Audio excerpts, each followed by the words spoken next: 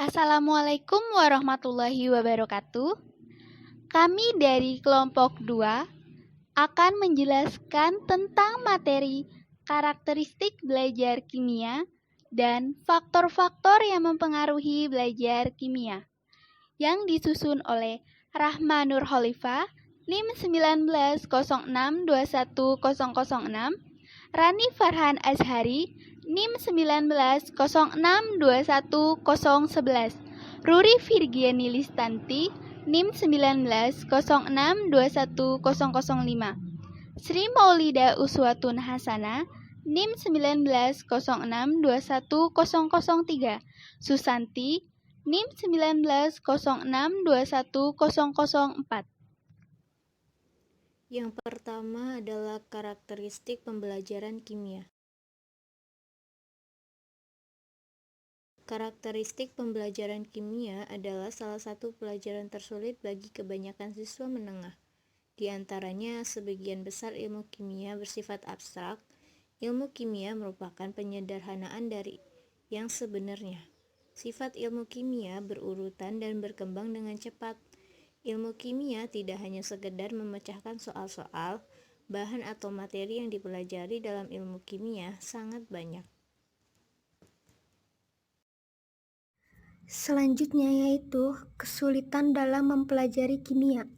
Kesulitan ini dibagi menjadi 3. Yang pertama, kesulitan dalam memahami istilah.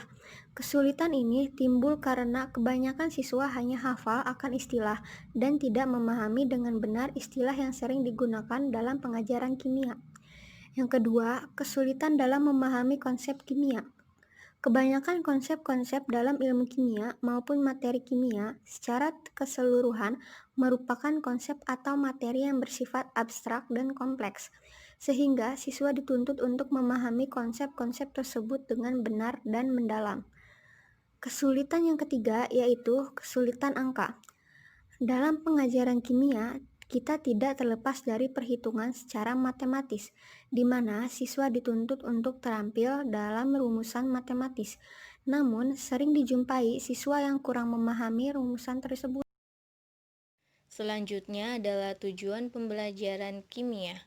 Yang pertama, membentuk sikap positif terhadap kimia dan menyadari keteraturan dan keindahan alam, serta mengagungkan kebesaran Tuhan Yang Maha Esa. Yang kedua, memupuk sikap ilmiah, yaitu jujur, objektif, terbuka, ulet, kritis, dan dapat bekerja sama dengan orang lain.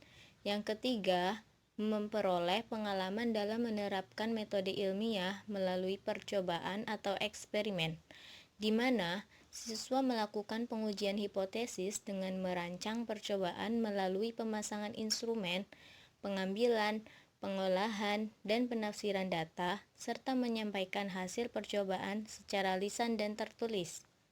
Yang keempat, meningkatkan kesadaran tentang terapan kimia yang bermanfaat dan juga merugikan bagi individu, masyarakat, dan lingkungan, serta menyadari pentingnya mengelola dan melestarikan lingkungan dan kesejahteraan masyarakat. Yang kelima, memahami konsep prinsip, hukum, dan teori kimia serta saling keterkaitannya dan penerapannya untuk menyelesaikan masalah dalam kehidupan sehari-hari dan teknologi. Faktor-faktor yang mempengaruhi pembelajaran kimia. Yang pertama, ada modul pembelajaran kimia. Dengan bantuan modul, materi pelajaran yang disampaikan secara menyeluruh serta pelajar yang mengikuti pembelajaran kimia lebih banyak mendapatkan kesempatan untuk belajar kimia secara mandiri. Yang kedua, ada buku. Buku yang sangat sering digunakan saat belajar mengajar, seperti halnya untuk menulis materi-materi yang telah disampaikan. Yang ketiga, ada alat peraga pembelajaran kimia. Penggunaan alat peraga dan media pembelajaran yang bervariasi akan meningkatkan motivasi belajar siswa. Yang keempat, ada praktikum pembelajaran kimia. Pada praktikum pembelajaran kimia, dapat membangkitkan motivasi belajar sains. Dan ada sosial media. Di dalam sosial media itu sendiri, ada berbagai macam desktop application atau aplikasi berbasis desktop.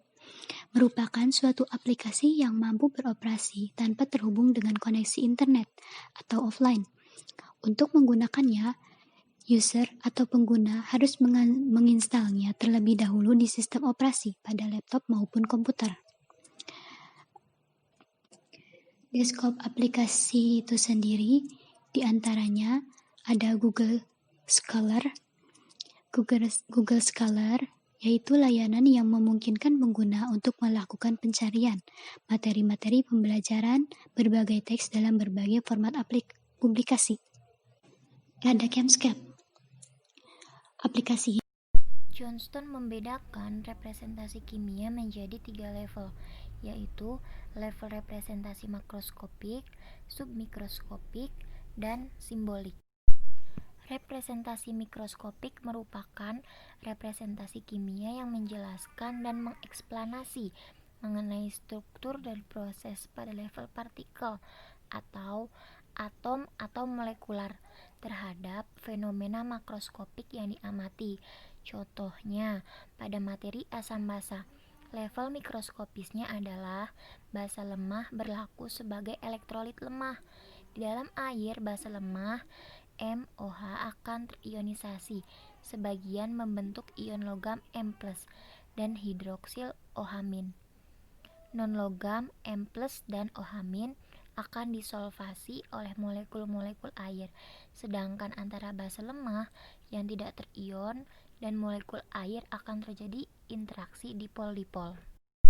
Yang kedua yaitu representasi struktur suatu molekul atau model partikel yang disebut dengan submikroskopik, yaitu berupa model fisik, animasi, atau simulasi dalam suatu materi. Contohnya, ketika pembelajaran memikirkan suatu real time atau kejadian yang nyata, sehingga diklarifikasikan sebagai realitas dari suatu konstruk teoritis. Namun demikian, tidaklah mungkin untuk melihat bagaimana atom tersebut berinteraksi. Nah, untuk hal ini, kimiawan itu mengandalkan teori. Teori-teori inilah yang bersandar pada model-model atau bisa disebut juga dengan alat peraga dan lain sebagainya. Dan yang terakhir, representasi simbolik, yaitu representasi kimia secara kualitatif dan kuantitatif, yaitu rumus kimia, diagram, gambar, persamaan reaksi, stoikiometri, dan perhitungan matematik. Contohnya, dalam materi asam basa level simboliknya, reaksi netralasi, rumus penentuan pH, derajat ionisasi, dan tetapan ionisasi atau Ka, dan lain sebagainya. Oke, terima kasih banyak atas perhatiannya. Semoga dari pemaparan materi yang kami jelaskan bisa membuat kalian semua itu menjadi paham. Dan apabila ada yang ingin ditanyakan, bisa hubungi email kami dan bisa DM di Instagram kami semistri314. Wassalamualaikum warahmatullahi wabarakatuh.